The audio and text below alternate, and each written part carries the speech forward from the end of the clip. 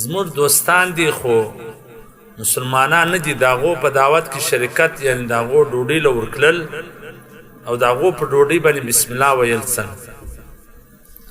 ګوره عزتمنو که چیرې یو کافر دی ستا پارټنر دی ستا شریک دی ستا سره دکاندار دی ستا سره همسایه دی ستا سره کاروباري دی د هغه ډوډۍ له ورکړل د هغه سره ډوډۍ خوړل د هغه په دعوت کې شرکت کول بالکل جایز دی بصورت د دې چې هغه شی چې دی په تا خوري هغه به حلال یعنی دغه ذبح یعنې د بار ذبح غوښې راوړي سمه ذبح به وي سمې غوښې به وي حرام شی به نه وي خنزیر به نه وي شراب به نه وي یعنې داسې غلط شی به نه وي بازار سبزي یې راوړې د بازار وړې راوړي دي د بازار شیان یې راوړي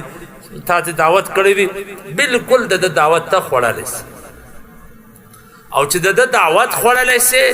نو پر هغه ډوډۍ باندې بسم الله ویل هم جایز دی بسم الله چې دا هغه پر ناجایزو شانو پر حرام شان ویل نه جایز حلال شان پاک شان اگه کافر تا ته درکې که هندو درکې که سکھ درکې که عیسائی درکې که هر څوک تا ته درکې هغه خوړل هم جایز دي پر هغه باندې بسم الله ویل هم جایز دي په دې کې هیڅ ستونزه او هیڅ مشکل نشته. جامع الفتاوا جلد نمبر 3 صفحه نمبر 138 دا غرنګ کفایت المفتی جلد نمبر 9 صفحه نمبر 1 ولس